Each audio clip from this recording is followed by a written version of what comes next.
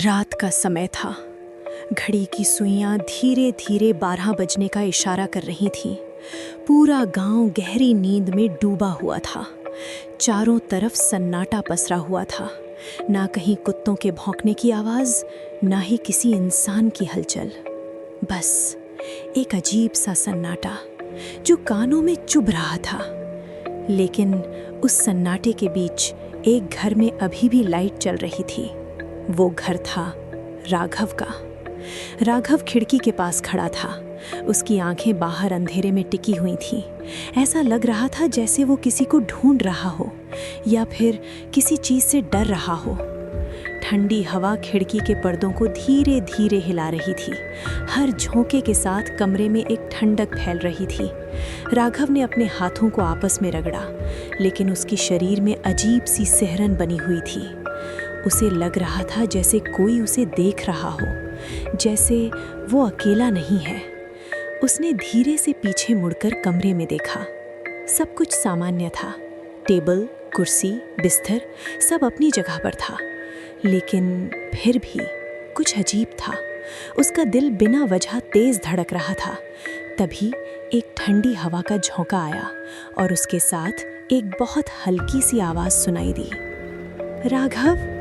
राघव की सांस रुक गई। उसने तुरंत पीछे मुड़कर देखा, लेकिन वहां कोई नहीं था। उसने खुद को संभालते हुए कहा, शायद मेरा वहम है। लेकिन उसके चेहरे पर साफ डर दिखाई दे रहा था। तभी उसका मोबाइल चमक उठा। टिंग! राघव चौंक गया। उसने धीरे से मोबाइल उठाया। स्क्रीन पर एक अनजान नंबर से मैसेज आया था। उसके हाथ हल्के हल्के कांप रहे थे। उसने मैसेज खोला, मुझे बचा लो, मैं हवेली में फंसी हूँ, बहुत दर्द हो रहा है। राघव की आंखें फैल गईं। ये वही मैसेज था जो उसे पिछले 3 दिनों से हर रात ठीक 12 बजे मिल रहा था। पहले उसने इसे मजाक समझा था, फिर डर, और अब उसे लग रहा था कि ये सच हो सकता है। लेकिन आज कुछ अलग था। उस मैसेज के आखिर में एक नाम लिखा था, आर्या। ये नाम देखते ही राघव जैसे जम सा गया। उसकी आंखों के सामने पुरानी यादें घूमने लगीं। आर्या, वो लड़की जिससे वो बहुत प्यार करता था। 2 साल पहले वो अचानक गायब हो गई थी। ना कोई मैसेज, ना कोई कॉल, ना कोई निशान, जैसे वो कभी थी ही नहीं। राघव ने उसे हर जगह ढूंढा था, गांव, शहर, उसके दोस्तों से, लेकिन आर्या कहीं नहीं मिली। उस दिन के बाद राघव कभी पहले जैसा नहीं रहा। वो चुप रहने लगा, अकेला रहने लगा, लेकिन उसने कभी उम्मीद नहीं छोड़ी। और आज अचानक उसका नाम फिर सामने आ गया था। राघव के हाथ कांपने लगे। उसने तुरंत उस नंबर पर कॉल लगाया। फोन की घंटी बजने लगी, ट्रिन ट्रिन। हर सेकंड उसके लिए भारी हो रहा था। कुछ सेकंड बाद कॉल उठ गया, लेकिन दूसरी तरफ से कोई आवाज़ नहीं आई, सिर्फ हल्की हल्की सांसों की आवाज़, और फिर किसी के रोने की। राघव का दिल जोर जोर से धड़कने लगा। उसने घबरा कर कहा, आर्या, क्या ये तुम हो? कुछ पल तक सन्नाटा रहा। फिर एक दर्द भरी चीख सुनाई दी, राघव, मुझे बचाओ। राघव के हाथ से मोबाइल गिरते गिरते बचा। उसने जल्दी से कहा, आर्या, तुम कहाँ हो? लेकिन कॉल कट गया। कमरे में फिर से सन्नाटा छा गया, इस बार पहले से भी ज्यादा डरावना। राघव कुछ देर तक वहीं खड़ा रहा। उसका दिमाग काम नहीं कर रहा था, लेकिन दिल एक ही बात कह रहा था, अगर वो सच में आर्या है तो उसे बचाना होगा, चाहे कुछ भी हो जाए। राघव ने गहरी सांस ली और फैसला कर लिया, आज रात वो उस हवेली में जाएगा। गांव के बाहर एक पुरानी हवेली थी, जिसे लोग अंधेरी हवेली कहते थे। 20 साल पहले वहां एक भयानक हादसा हुआ था। उस हादसे के बाद वो हवेली हमेशा के लिए बंद हो गई। लोग कहते थे जो भी उस हवेली के अंदर गया वो कभी वापस नहीं आया। कई लोगों ने कोशिश की थी, लेकिन कोई लौटकर नहीं आया। गांव वालों ने उस जगह को छोड़ दिया। कोई वहां जाने की हिम्मत नहीं करता था।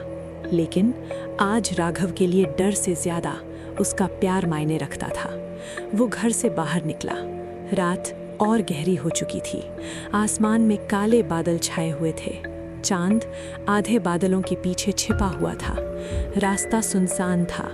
हर कदम के साथ राघव का दिल तेज धड़क रहा था। जैसे जैसे वो हवेली के पास पहुंच रहा था, हवा और ठंडी होती जा रही थी।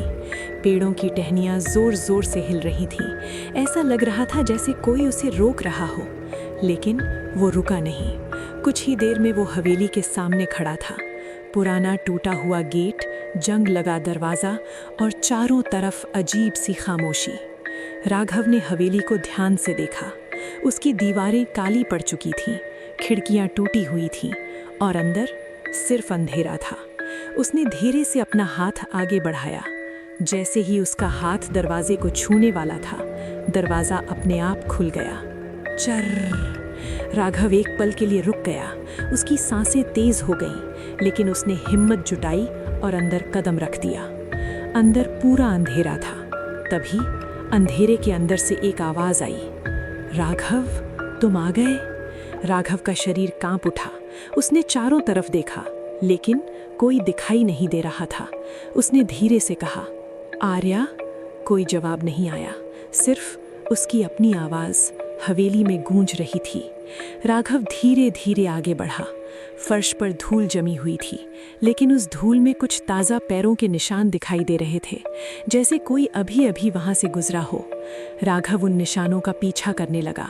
तभी धड़ाम! पीछे का दरवाज़ा अपने आप बंद हो गया। राघव घबरा गया।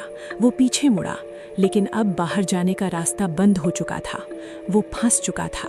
तभी उसकी नज़र ऊपर सीढ़ियों पर गई। वहाँ एक लड़की खड़ी थी, सफ़ेद कपड़े, लंबे बाल और उसका चेहरा अंधेरे में छिपा हुआ था। राघव की सांस अटक गई। उसने धीरे से कहा, आर्या। लड़की ने धीरे धीरे अपना सिर उठाया और मुस्कुराई, लेकिन उसकी आंखें पूरी तरह काली थीं।